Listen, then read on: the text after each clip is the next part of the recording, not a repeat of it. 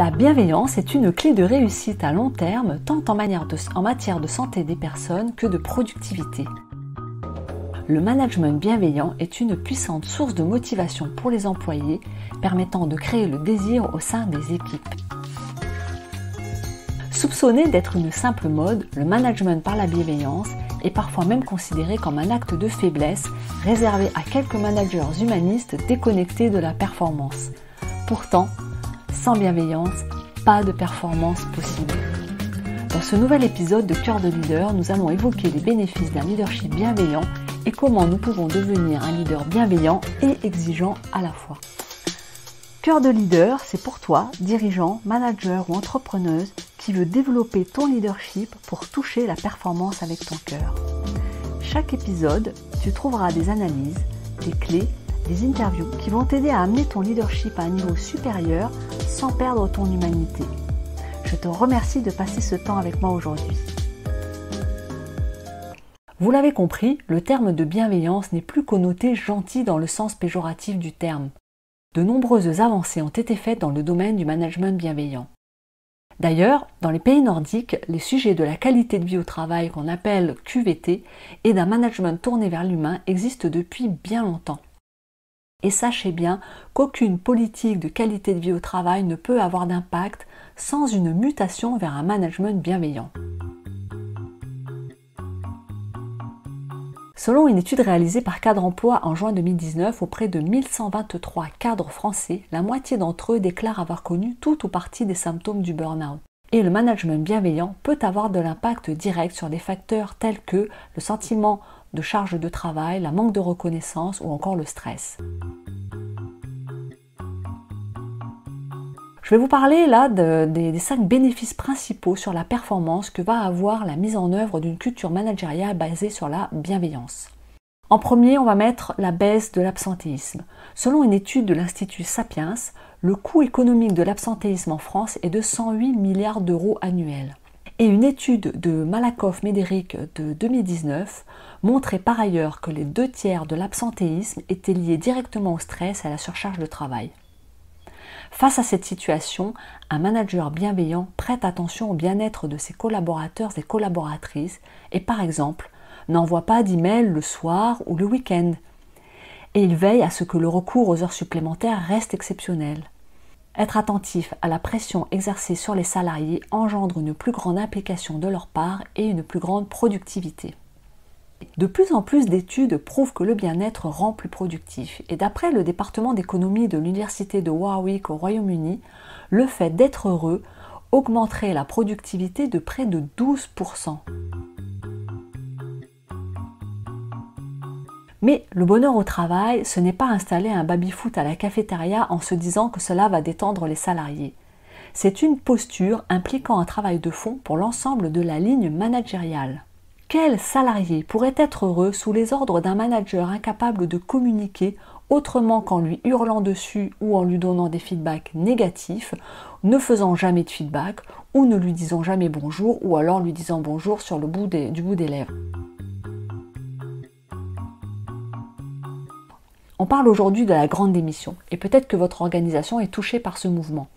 Vous savez, ce sont ces personnes qui démissionnent parce qu'ils ne se sentent plus en phase avec la culture managériale de leur entreprise ou de leur organisation, ou qui ne trouvent plus de sens dans leur travail, ou parce que la posture éthique de leur organisation ne leur semble pas en lien avec leurs propres valeurs. Et un collaborateur qui part a un impact sur l'activité qu'il gérait. Il a également un impact sur le temps qu'il faut pour trouver son remplaçant, le temps de formation. Mais il aura également un impact sur l'ensemble de l'équipe, parce que si ou elle part, c'est qu'il y a mieux ailleurs ou qu'il y a une souffrance qui a été exprimée. Un turnover faible n'est pas forcément le gage d'une performance économique, mais il existe un cercle vicieux du turnover qui fait que plus il est élevé, et plus il va continuer d'augmenter, car le salarié démissionnaire parle à ses futurs ex-collègues de travail, et c'est rarement pour dire à quel point son ancienne entreprise lui manque. Ce point est particulièrement sensible aujourd'hui parce que les réseaux sociaux sont devenus une caisse de résonance importante et que la réputation d'une organisation devient un critère discriminatoire pour les potentiels futurs collaborateurs. Un collaborateur heureux parle de son organisation en bien à ses amis, à sa famille et à ses confrères. Et comme je viens d'en parler, l'impact que chacun a sur l'image de son entreprise est croissant. Or, ce qui fonctionne dans le positif fonctionne bien entendu dans le négatif. Et un collaborateur qui vient avec la boule au ventre au travail va critiquer davantage celui-ci à l'extérieur avec son entourage. Certes, les conséquences semblent minimes s'il ne s'agit que d'une personne, mais à l'inverse, lorsqu'un grand nombre de collaborateurs ne tarissent pas d'éloges sur une organisation comme Google, eh bien il n'est pas surprenant qu'elle figure parmi les préférées des jeunes diplômés et qu'elle reçoive jusqu'à 1 million de CV par an. Tout l'enjeu, c'est de préparer l'avenir en s'assurant d'attirer et de retenir les futurs talents et dirigeants. Et en cinquième facteur, nous avons l'augmentation de la créativité. Prendre des risques, imaginer des nouvelles solutions, cela ne se fait pas dans un climat de peur. Le cerveau ne peut pas créer dans un climat de peur. Le management bienveillant encourage la prise de risque et surtout ne considère pas les échecs comme des drames, mais comme des étapes vers des nouveaux succès. Un manager bienveillant sait que pour apprendre à marcher, il faut savoir tomber. Et le droit à l'erreur est une source de créativité et d'engagement. Comment une entreprise pourrait-elle exister dans 5 ou 10 ans sans innovation, sans prise de risque ? Créer un climat propice à la créativité, c'est une question éminemment stratégique. Le happiness management, le feel good management, le management bienveillant, tous ces concepts qui peuvent paraître n'être qu'un luxe, devraient au contraire être considérés comme une priorité absolue, et en particulier dans les périodes de difficultés économiques. Alors cela passe aussi par de la formation des managers qui aujourd'hui sont encore trop peu accompagnés et soutenus dans le développement de leur posture et des soft skills. On a aujourd'hui un phénomène inversé entre des managers sans formation ni accompagnement qui pensent être bons et des collaborateurs qui pensent majoritairement le contraire. Changer la culture managériale de votre organisation est une entreprise de longue haleine mais qui peut sembler lourde avec des résultats qui ne peuvent se mesurer sur le court terme. Et pourtant, la plupart des directeurs et directrices des ressources humaines vous le diront, sans management bienveillant, sans attention particulière à la qualité de vie au travail, il devient impossible de recruter et de garder des talents. Et sans talent, quelle organisation pourrait être performante ? Et nous, les leaders de cœur, eh bien nous voulons performer dans la bienveillance. Alors comment devenir un leader bienveillant ? Je vous livre ici quelques points. Le mot bienveillant vient de bona viligantia, qui signifie la bonne vigilance ou le fait de bien veiller. Donc le management bienveillant, il pourrait se définir comme un mode de gestion des collaborateurs basé sur la volonté d'exercer une bonne vigilance et d'être attentif aux autres. Donc lorsque vous basez votre leadership sur ces valeurs-là, vous pouvez avoir de l'exigence tout en ayant une posture de bienveillance. La bienveillance au travail est une méthode guidée par le respect, l'écoute et le positivisme. Cela signifie placer son équipe au centre de ses préoccupations professionnelles en l'accompagnant dans son apprentissage, mais aussi dans son évolution au sein de l'entreprise.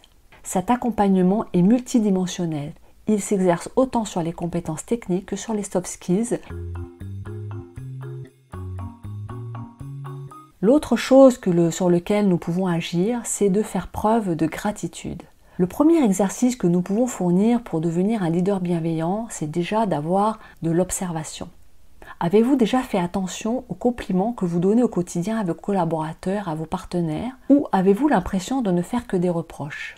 Il peut s'agir de compliments publics, de feedback positifs, et bien entendu ces derniers ne sont pas à utiliser tout le temps, sinon ils perdent de leur valeur. Et si la bienveillance est synonyme de gentillesse, c'est bien parce que la reconnaissance au travail est essentielle à la bonne marche de votre organisation.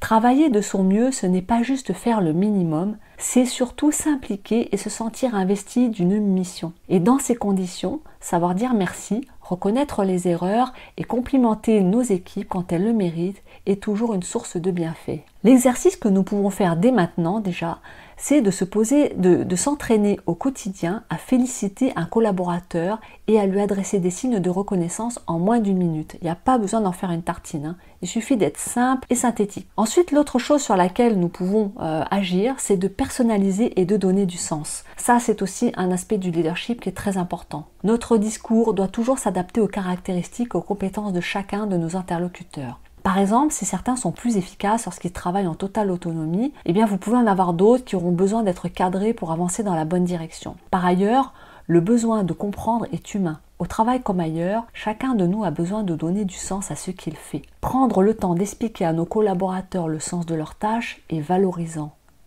Et en plus, cela renforce la créativité et la prise d'initiative. Alors notre rôle, il passe par la personnalisation et l'explication claire et précise des missions. Et en apportant cet éclairage, on donnera du sens à leur travail, nous aiderons nos collaborateurs à comprendre en quoi ils participent à la réussite de l'organisation et ils se sentiront beaucoup plus investis. Un autre aspect sur lequel nous pouvons agir, c'est de fixer des objectifs cohérents et atteignables. Pour mesurer la qualité du travail des salariés, les managers fixent des objectifs mesurables. Ce sont en général ces derniers qui sont examinés en entretien annuel. Et contrairement aux vieilles méthodes qui poussaient les managers à fixer des objectifs au-delà des compétences de leurs collaborateurs pour les inciter à faire plus, vous savez, cette bonne vieille méthode qui dit voilà, si je te mets un objectif inatteignable, tu vas te défoncer pour y arriver. Le manager bienveillant, il va plutôt vous poser des objectifs atteignables. S'ils sont trop difficiles à atteindre, cela va vite décourager nos collaborateurs. S'ils sont au contraire trop faibles, cela ne va pas les pousser à faire de leur mieux. Alors pour encourager notre équipe à atteindre ces objectifs, nous devons bien connaître nos collaborateurs, leurs capacités et savoir ce qui les motive. Notre réussite va donc reposer sur ce bon équilibre. Savoir accompagner les uns et faire des points de contrôle avec les autres pour travailler et réussir ensemble. Par exemple, nous pouvons construire les objectifs en collaboration avec nos équipes. Cela permet de fixer des objectifs réalistes et ça les motivera à se déplacer pour les atteindre. Nous pouvons également offrir de l'écoute et de la disponibilité. En tant que manager bienveillant, nous devons commencer par écouter nos collaborateurs. La bienveillance, c'est être capable de se mettre à la place de l'autre, de comprendre ses problèmes et de l'aider à trouver des solutions. Plus que la rémunération, la nouvelle génération d'actifs mise sur l'esprit d'équipe et le cadre de travail pour travailler en confiance, comme par exemple réaménager un poste de travail, réorganiser un service, modifier des horaires par exemple, montre notre capacité à nous adapter à leur rythme de vie. Par exemple, lorsqu'un collaborateur demande à nous parler en privé, nous devons nous mettre dans une écoute active et empathique, fermer notre agenda, ne pas consulter notre ordinateur ou notre smartphone en même temps et ne pas l'interrompre. En tant que manager bienveillant, plus nous serons à l'écoute du bien-être et du rythme de vie de nos collaborateurs, plus ils s'attacheront à donner le meilleur d'eux-mêmes dans leur mission. Et une fois de plus, c'est toute l'équipe qui réussit.